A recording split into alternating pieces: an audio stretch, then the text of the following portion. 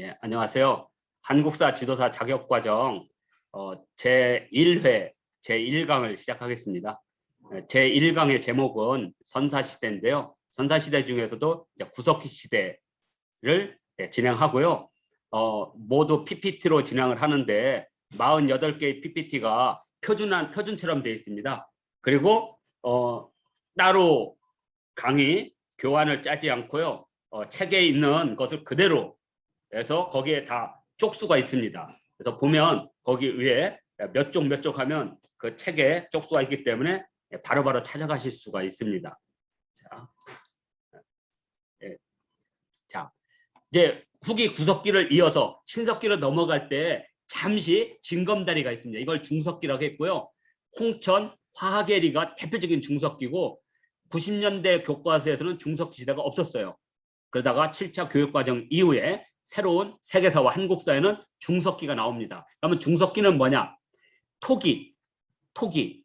토기와 요것만 없으면 돼요. 중석기는 다 있는데 토기와 간석기가 없어요. 아직은. 가장 대표적으로 토기가 아직은 없는 겁니다. 토기가 있으면 이제 신석기라고 해요. 자, 그래서 BC 12,000년부터 BC 8,000년경, 약 4,000년경 이제 이게 이제 중석기고요. 중석기를 뒤이어서 제주 고산리에서 드디어 토기가 나옵니다. 우리나라 최초의 신석기가 제주 고산리에서 시작되죠. 그런데 만주에서도 거의 7,600년 전, BC 7,600년 전에 흑룡화 유적이 드디어 등장합니다. 흑룡화, 조보고 이렇게 쭉 있는데요. 우리가 그 고구려 답사에서 윤영성 박물관에 가면 요한 문명이 얼마나 변화하고 발전한지를 볼 수가 있는데 아무리 설명해도 안 될 거예요. 왜냐면 우리 의식 속에는 한강의 암사동만 생각하니까. 암사동만. 근데 암사동은요, 수준이 무지 낮은, 신석기 유적과 수준이 낮은 겁니다. 평양의 남경 유적은요, 빗살무늬 토기의 아가리가 98cm예요. 높이가 102cm고, 국보입니다. 국보. 예전에 그 북한 유물전 할 때 두부점이 왔었죠. 자, 그가 비하면 우리나라에 있는 그 암사동의 가장 큰 게 45cm예요. 지금 어디에 있냐면 숭실대 박물관에 있어요. 그리고 우리나라는 거의 35cm, 30cm예요. 그러니까 평양 남경은 2배에서 3배가 크다는 거죠.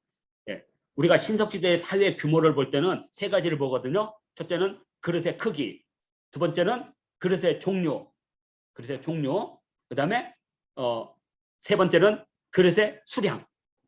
이렇게 3개를 봅니다. 그러니까 크기, 종류, 수량. 종류가 많다는 것은요, 음식을 다양하게 해먹는다는 뜻입니다.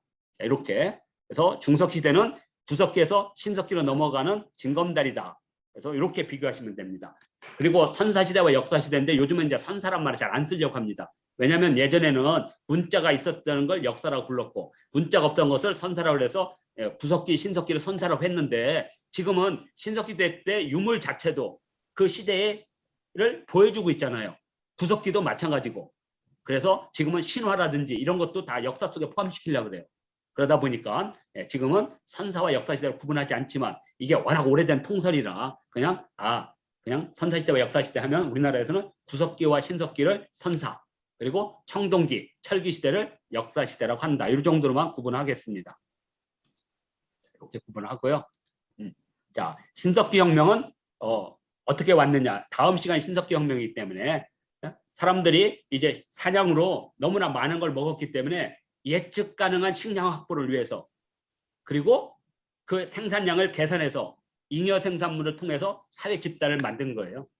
그래서 이걸 통해서 정착과 농경이라고 하는 이렇게 신석기 혁명이고요. 종합 정리하면 구석기대의 가장 중요한 사건은 노동, 그러니까 도구, 불, 언어. 그리고 인류는 어떤 분이 그러잖아요. 인류의 조상은 누구냐고. 원숭이. 전혀 아닙니다. 유인원도 아니에요. 영장류도 아닙니다. 인류의 조상은 인류예요. 그 인류가 언제 오늘날 우리의 직계조상과 같은 인류가 됐느냐.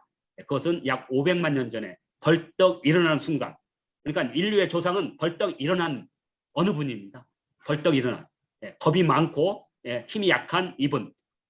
왜냐하면 그때 힘이 센 놈들은 주워 먹느냐고 정신없고 너 망봐 했단 말이에요. 망보니까 불안하니까. 그런데 갑자기 검치호랑이가 딱 오니까 이 겁이 많은 놈이 혼자 홀떡 나무 위로 갔죠. 얘만 살아남은 거예요.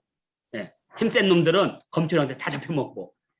인류학에서는 무지 중요하거든요. 겁이 많고 나약하고 그런데 벌떡 일어난 사람만 망보다가 재빨리 이렇게. 예, 그래서 이것이 인류다. 그리고 구석지대는 이동 생활을 했다. 그리고 동굴 생활을 했다. 근데 오해하는 게요. 예, 동굴만 한 게 아니라 막집은 뭐냐면 그냥 이런 평지 같은 데다가 그냥 나무나 이런 거 놓고 그냥 사는 거. 신석기는 움집이에요. 움은 땅을 팠다는 뜻이거든요. 그러니까 구석지대 특징이 동굴과 막집 정도로만 이렇게 기억하시고,